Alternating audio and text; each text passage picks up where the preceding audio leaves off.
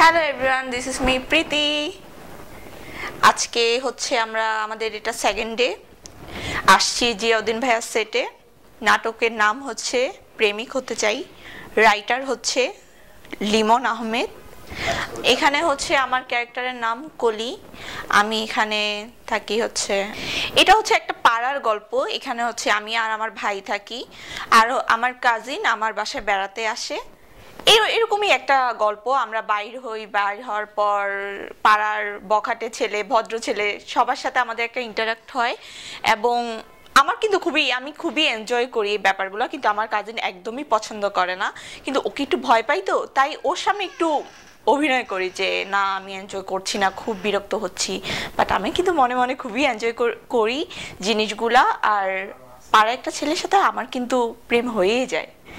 তো নাটকটা সবাই দেখবেন, নাটকটা দেখলে অবশ্যই ভালো লাগবে।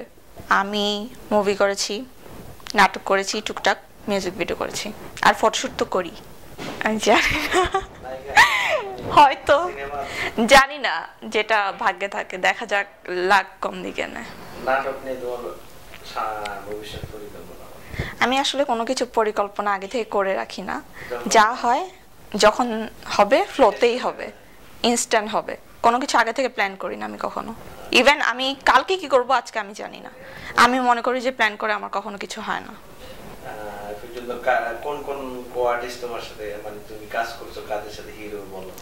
আচ্ছা, আমি অপূর্ব ভাইয়ের সাথে কাজ করেছি, আলফির সাথে কাজ করেছি, অহনা আপুর সাথে কাজ করেছি, আর আজকে হচ্ছে আমার কো আর্টিস্ট সালমান ভাইয়া, তারপর হচ্ছে হিমি আপু, ওরা, আর জাকি ভাইয়া। কেমন লাগবে? হিমি আপু তো সুইট একদম, পুরা মানে এত সাপোর্ট করেছে আমাকে, মানে উনি যে আমার এত সিনিয়র একজন আর্টিস্ট, কোনো ভাব দেখায় নাই, কিছুই করে নাই। আর সালমান তো পুরাই কুল একটা ছেলে, মানে অনেক ভালো লেগেছে এই সেটে আমার কাজ করে। আর জিয়াউদ্দিন ভাইয়া, উনি হচ্ছে আমার ডিরেক্টর, ওনার সাথে আমার আগেও কাজ করা হয়েছে। পুরো সেটে সবাই হচ্ছে লাইক ফ্যামিলি। আমার খুবই, ছেলেরা তো আন্তরিক হবে, কিন্তু মেয়েরা না, মেয়েরা একটু জেলাসি থাকে, বাট হচ্ছে হিমি আপুর মধ্যে আমি এসব কিছুই দেখি না। এটা আমি সামনে বসে আছি দেখে বলছি, এটাই হচ্ছে সাংবাদিকতা। আচ্ছা আচ্ছা, আমি কিন্তু অনেক স্ট্রেট ফরওয়ার্ড, আমি কিন্তু যা বলার ডিরেক্ট বলে দিই। তো আমার কোনো স্বার্থ না এখানে হিমি আপুর প্রশংসা করার, কারণ হিমি আপু ভালো দেখে বলছি। আর হিমি আপু যদি ভালো না হতো, আমি ওনার নামে মানে কিছুই বলতাম না, অন্তত ক্যামেরার সামনে হ্যাঁও বলতাম না, নাও বলতাম না। সালমান তোমার সাথে সেলফি তুলে না? হ্যাঁ তুলেছে, হ্যাঁ ছবিও তুলেছে। সেগুলো কি রোমান্টিক? না, ফ্রেন্ডলি। হ্যাঁ, ও সবার সাথেই ছবি তুলেছে, সবার সাথে ছবি তুলেছে। আমি ডিরেক্টরের সাথেও ছবি তুলেছি, আমি সবার সাথে ছবি তুলেছি। আমার ছবি তুলতে ভালো লাগে। আচ্ছা, ডিরেক্টরের সাথে কাজ করে কি খুব বিরক্ত? ডিরেক্টরের সাথে কাজ করে বিরক্ত না, কিছুই না, নরমাল। হ্যাঁ, গতকালকে আমি খুব তাড়াতাড়ি চলে আসছি, কিন্তু আজকে আমার দিনটা শুরু হয়েছে ডিরেক্টরের বকা দিয়ে, কারণ আজকে একটু লেট করেছি। কেন? আমি ঘুম থেকে উঠতে লেট করেছিলাম, তাই। সেটা কি দেরি করে আসা এটা নাকি মানে টাইমলি আসা, কোনটা ভালো? টাইমলি আসাই ভালো, কিন্তু হয় কি মাঝে মাঝে অন্যদের দেরির জন্য বসে থাকতে হয়, ওইটা আবার তখন বিরক্ত লাগে। তখন ইচ্ছাই করে যে আমিও লেট করে যাই, সবাই তো লেট করে।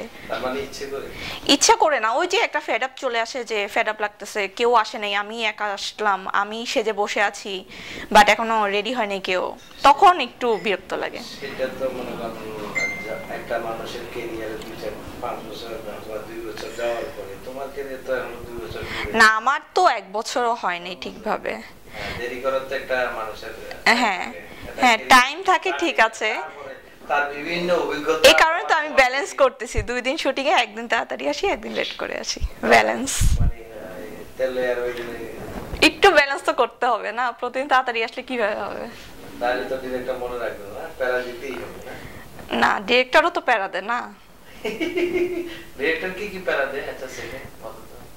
ডিরেক্টরের মাথা গরম হয়ে যায় যখন দেখে যে লেট হচ্ছে, সান চলে যাচ্ছে, তখন একটু মাথা খারাপ হয়ে যায় ওনার, তখন একটু উল্টাপাল্টা কথাবার্তা বলে আর কি। আর ডিরেক্টর তোমাকে যখন বলে খুব ভালো, তোমাকে প্রশংসা কেন করে? হয়তো ভালো কিছু দেখছে তাই ভালো বলে। কোন দিক থেকে? এটা তো ডিরেক্টর জানে উনি কোন দিক থেকে বসে, আমি কিভাবে জানবো?